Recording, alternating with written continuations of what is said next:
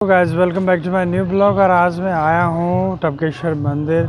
और आज मैं आपको टपकेश्वर मंदिर के बारे में यहाँ के मेन पुजारी जो कि आप देख सकते हैं भगवान श्री टपकेश्वर मंदिर। और बीच में अब मैं एंटर करूँगा मंदिर प्रांगण में। सो गाइस अगर आप वीडियो में नए हैं तो वीडियो को लाइक ज़रूर करना और चैनल को सब्सक्राइब किए बिना तो जाना मत भाई, ठीक है। बहुत मेहनत लगती है यार। So let's go guys.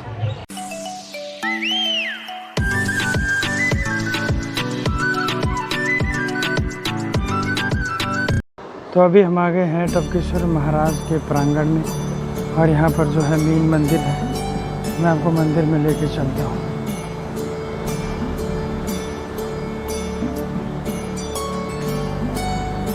यहाँ पे श्रद्धालु जो है दूर दूर से आते हैं, जैसे आप देख पा रहे हो। मंदिर प्रांगण बहुत ही अच्छा है यहाँ पर। और ये है टपकेश्वर महाराज का मंदिर।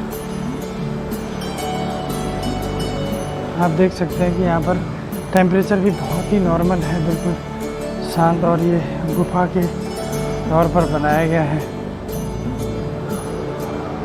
और यहाँ से भी एक नीचे के लिए रास्ता निकलता है जो कि नदी पे जाता है। जय है भोलेनाथ। यहाँ पर टेम्परेचर तो बहुत ही ज़्यादा ठंडा, आप देख सकते हैं। ऊपर ये पहाड़ है जो आप देख पा रहे हैं। और आप देख सकते हैं पसीना भी बहुत ज़्यादा लग गया था। तो अभी मैं मंदिर प्रांगण में आ गया हूँ। तो मैं अभी यहाँ पर जो है मेन पुजारी पंडित जी से पूछना चाहूँगा यहाँ के बारे में।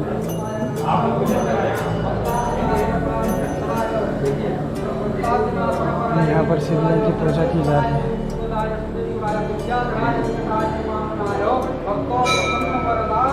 मैं आपको ऊपर से दिखाना चाहूँगा।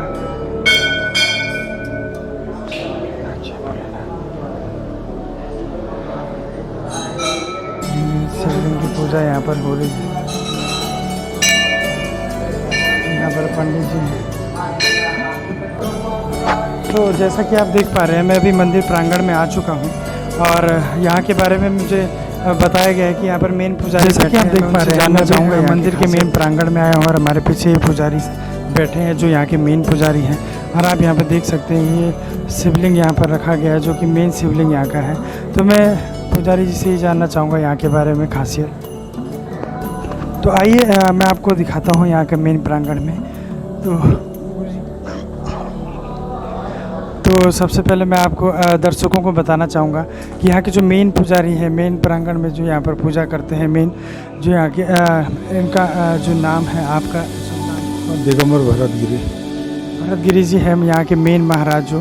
तो महाराज मैं आपसे जानना चाहूँगा यहाँ के बारे में जो मेन खासियत है कि कब से ये मंदिर यहाँ पर स्टेबल है, कितना समय हो गया। प्राचीन मंदिर है टपकेश्वर मंदिर का तो नाम है उत्तराखंड में।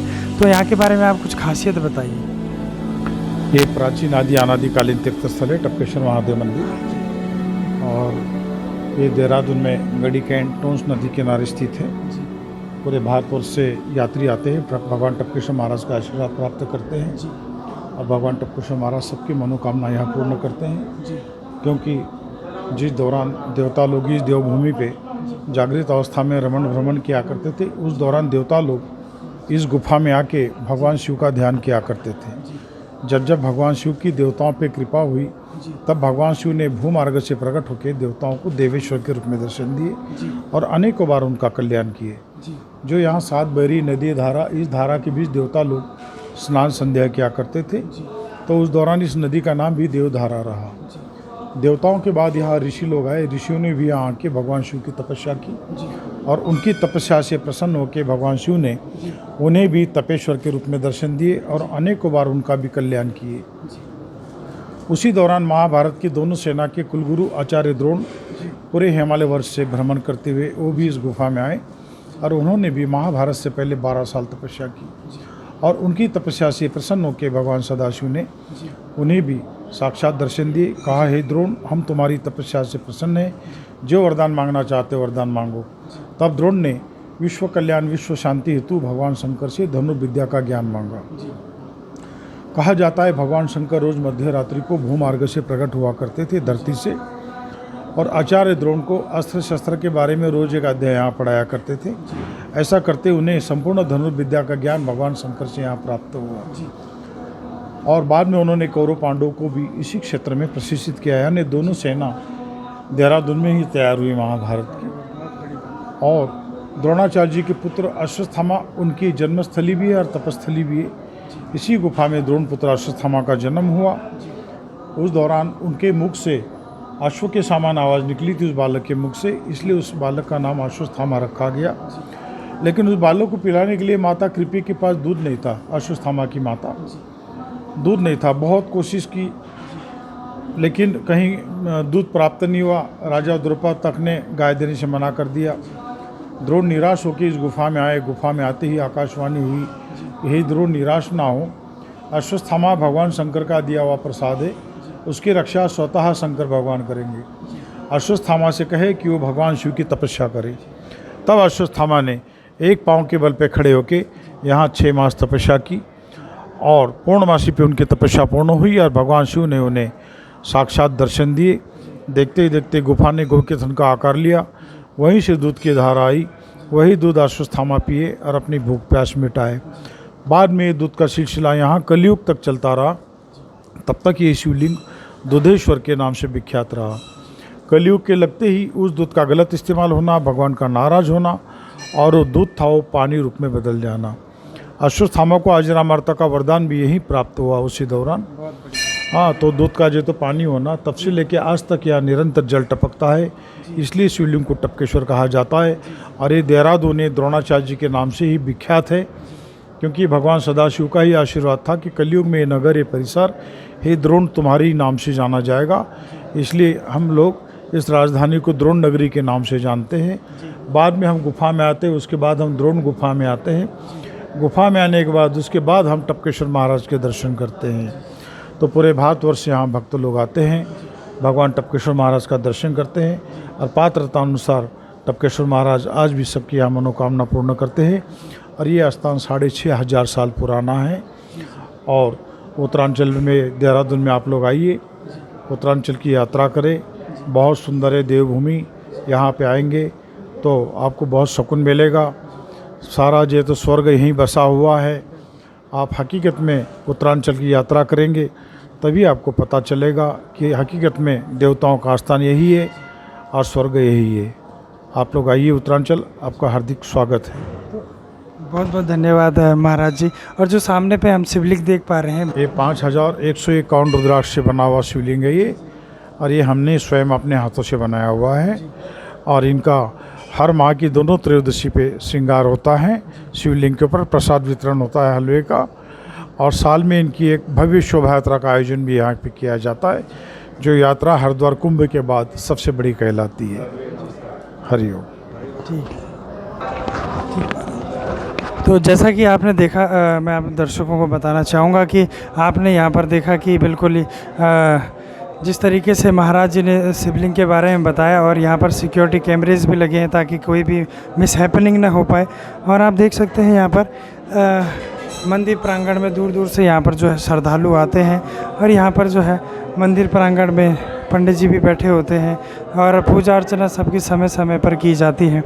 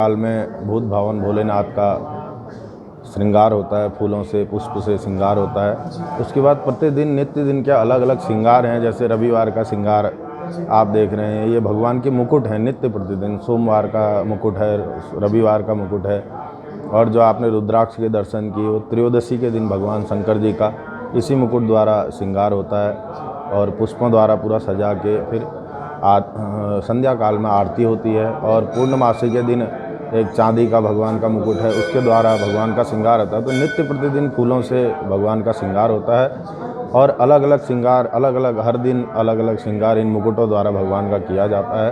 और दिव्य और भव्य आरती होती है रोज़ संध्या काल में भगवान की। और भगवान शंकर भगवान के दिन कहा गया है कि शंकर भगवान सब कुछ देने में सामर्थ्यवान हैं। क्षणे तुष्टा क्षणे रुष्टा, तुष्टा तुष्टा क्षणे क्षणे। भूत भावन भोलेनाथ सबकी मनोकामना पूर्ण करने वाले हैं। वो एक क्षण में प्रसन्न हो जाते हैं। एक लोटा जल चढ़ाने से, भाव श्रद्धा से, फूल चढ़ाने से, बिल्वपत्र चढ़ाने से भगवान भक्तों की सभी मनोकामना पूर्ण करते हैं। और पूरे भारतवर्ष से यहाँ पे श्रद्धालु आते हैं और अपनी श्रद्धा भक्ति भाव से भगवान भोलेनाथ को रिझाते हैं, और उनकी मनोकामना पूर्ण होती हैं। आप सभी लोग टपकेश्वर महादेव आइए, और भगवान भोलेनाथ हम सभी का कल्याण करेंगे। हर हर महादेव। ओम ध्याये नित्यं महेशं रजतगिरिनिभं चारुचन्द्रावतंसं रत्नाकल्पोज्ज्वलांगं परशुमृगराभीतिहस्तं प्रसन्नं पद्मासीनं समन्तात् स्तुतममर्गणैर्व्याघ्रकृतिं वसानं विश्वाद्यं विश्ववन्द्यं निखिलवैहरणं पंचवक्त्रं त्रिनेत्रं करचरणकृतं वा कायजं कर्मजं वा श्रवणनयनजं वा मानसं वा पराधं विहितं वा सर्वमेतत्क्षमस्व। जय जय करुणाब्धे श्री महादेव शंभो। जय जय करुणाब्धे श्री महादेव शंभो। भगवते श्री सांब सदा शिवाय नमः।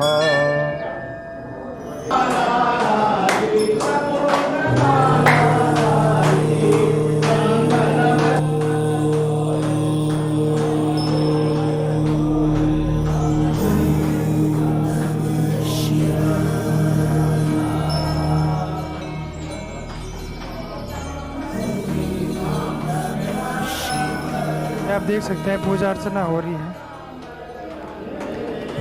और बहुत ही श्रद्धा है यहाँ पर। शिवलिंग पे मालाएं और फल चढ़ाए गए।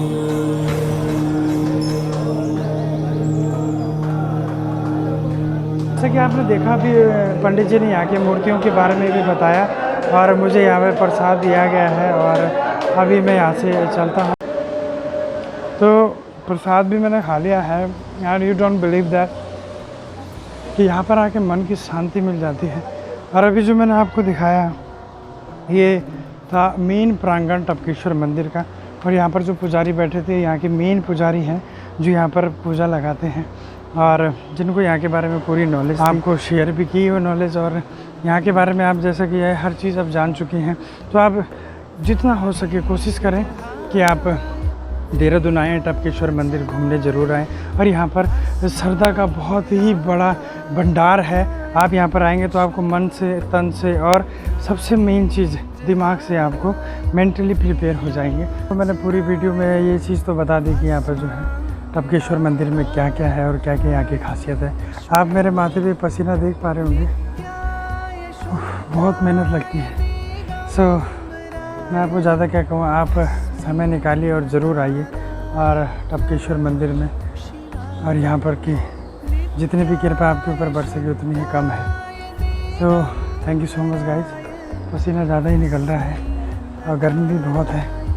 तो ऐसे ही आप वीडियोस को प्यार देते रहिए और चैनल को सब्सक्राइब करना ना भूलें। Thank you so much.